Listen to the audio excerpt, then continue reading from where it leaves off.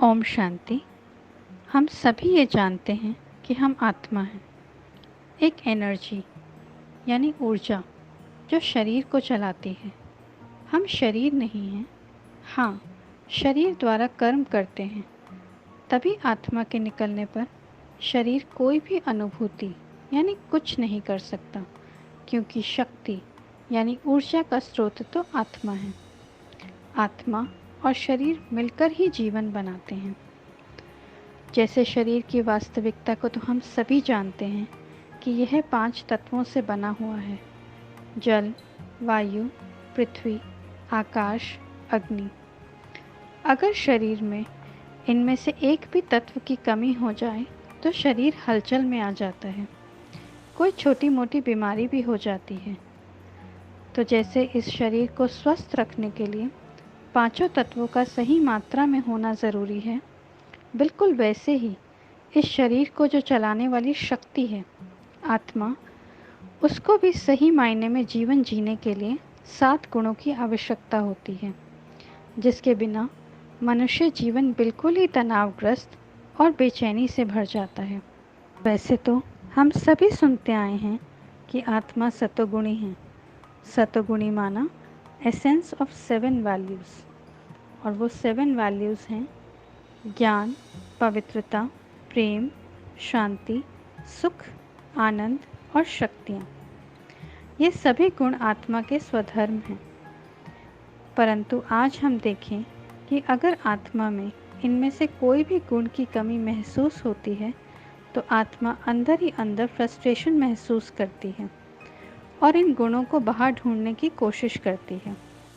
आत्मा को कंप्लीट करने के लिए आज हम एक नई सीरीज़ शुरू करने जा रहे हैं, जिसका नाम है 7 वर्च्यूज़ ऑफ सोल। इसके 7 एपिसोड्स में हर एक गुण को हम गहराई से समझेंगे और इन गुणों को बाहर ढूंढने की बजाय अंदर ही इमर्ज कर खुद को भी भरपूर करेंगे और दूसरों को भी एम्पावर करेंगे। तो चलिए शुरू करते हैं। आज हम इस एपिसोड में सबसे पहले ज्ञान को समझेंगे। ओम शांति। ज्ञान क्या है? देखा जाए तो हमने जो कुछ भी बचपन से सीखा है, अपने पेरेंट्स से, अपनी फैमिली से, अपने बड़ों से, वो सब कुछ ज्ञान ही है, क्योंकि वो हमको जीवन कैसे जिए यही सिखा रहे थे। फिर जो हमने स्कूल कॉलेज में पढ़ाई की, हमारे टीचर्स ने जो हमको शिक्षाएं दी, हमने सत्संग में जो गुरुजनों की वाणी सुनी, किताबें पढ़ी, शास्त्र पढ़े, वो सब कुछ ज्ञान ही है। इसके अलावा भी लाइफ के मेरे अपने भी बहुत सारे एक्सपीरियंस होते हैं। तो हमें ऐसे लगता है कि जैसे हमको समझ आ गया है जीवन क्या है, हमको सब कुछ ज्ञान है। परंतु इसके बाद भी लाइफ में चलते चलते हम कभी ना कभी कहीं तो अटक जाते हैं, जहाँ फिर हमको समझ नहीं आता कि हमको क्या करना चाहिए। और ऐसे भी फील होता है कि लाइफ कोई खास इजी नहीं हो गई है, या लाइफ में कोई खास खुशी नहीं है, कुछ तो मिसिंग है। तब हम एक नए सच्चे ज्ञान की खोज पे निकलते हैं। हम कोई ना कोई सोशल मीडिया या इंटरनेट पर जाते हैं, गुरुजनों के पास जाते हैं, या किसी से सलाह लेते हैं, या कोई सेशन अटेंड करते हैं, और फिर वहाँ पर हमको कुछ नई बातें पता चलती हैं। और ऐसे फील होता है, एक डीप रियलाइजेशन आती है कि जो वो कह रहे हैं और जो मेरी पुरानी सोच है उसमें कुछ तो फ़र्क है। तो मन में इन्हीं डिफरेंसेस को लेके सवाल उठने लगते हैं, मन में अंदर मनन चिंतन चलने लगता है। तो देखा जाए तो ज्ञान इन सभी प्रश्नों का ही जवाब है, जो मन को एक स्पष्टता दे, एक क्लैरिटी दे कि क्या करना चाहिए और क्या नहीं करना चाहिए, सही क्या है और गलत क्या है, इसकी पहचान दे। तो मन सही को पकड़ता चला जाता है, गलत को छोड़ता चला जाता है। इस स्पष्टता के साथ हम जो भी डिसीजन लेते हैं वो डिसीजन हमारे एक्यूरेट होते हैं, जिसकी वजह से उन डिसीजंस का आउटकम भी बहुत सुंदर होता है। हमको कदम कदम पे सफलता मिलती है, लाइफ इजी होने लगती है, मेरे लिए भी, मेरे आसपास वालों के लिए भी। तो देखा जाए तो लाइफ को इजी करने का एक सिंपल टूल है ज्ञान, जो जीवन जीने की सही कला सिखाए, वही है ज्ञान। तो यही कहेंगे कि ज्ञान क्या है? जो मन को स्पष्टता दे। Clarity of the mind is ज्ञान। ओम शांति। ओम शांति। ज्ञान क्या है? ज्ञान सही मायनों में अमृत की वो धारा है जिसको जीवन में उतार लेने से हमारी जीवन शैली बड़ी ही खूबसूरत बन जाती है। आज के मॉडर्न टाइम में हमें हर तरफ से इन्फॉर्मेशन मिल तो रही है, लेकिन क्या हम कह सकते हैं कि हमें ज्ञान प्राप्त हो रहा है? हर एक जो इन्फॉर्मेशन हमें बाहर से मिल रही है वो आधारित होती है किसी एक व्यक्ति विशेष के दृष्टिकोण पर। किसी भी नॉलेज की शुरुआत होती है एक सोच से, और वह सोच हमें मजबूर करती है कि हम उस विषय की और गहराई में जाएं, उस पर मंथन करें, उसके हर एंगल को समझें। और जब हम उस टॉपिक की समझ को अपने जीवन में धारण कर लेते हैं तभी हमें एक्चुअल ज्ञान की प्राप्ति होती है, वही हमारा एक्चुअल ज्ञान होता है। और जब हम इस नॉलेज को अपने जीवन मूल्यों के साथ जोड़ देते हैं तो यह नॉलेज हमारी विजडम बन जाता है।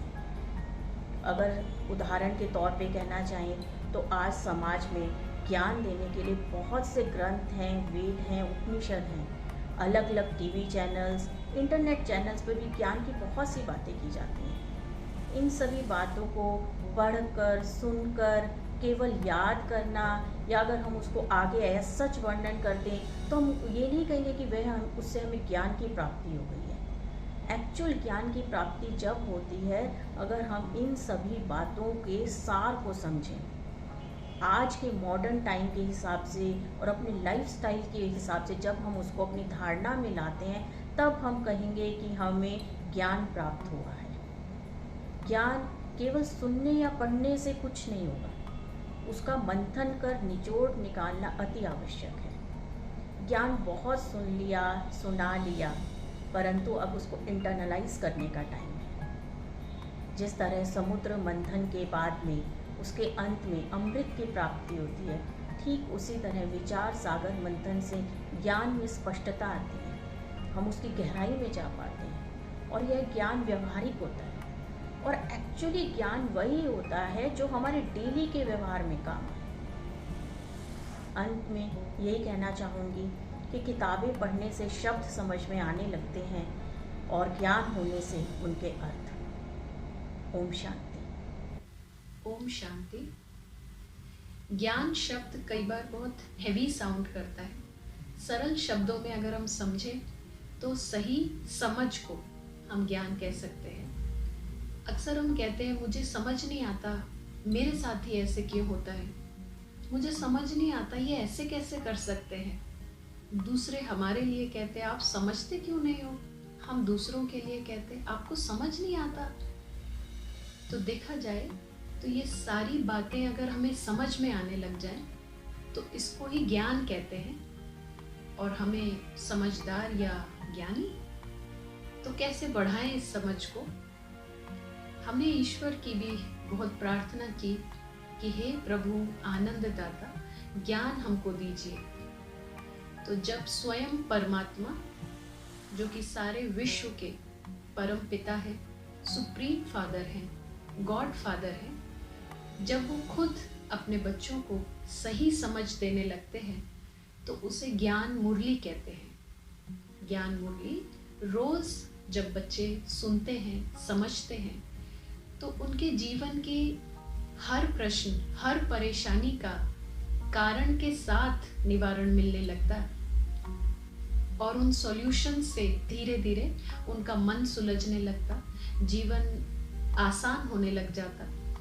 और इसकी वजह से जहाँ हम पहले राय जितनी बात को भी पहाड़ बना दिया करते थे, तो समझ की शक्ति से वास्तव में पहाड़ जितनी परिस्थितियों को भी हम राई की तरह ओवरकम कर लेते हैं, छोटा बना देते हैं।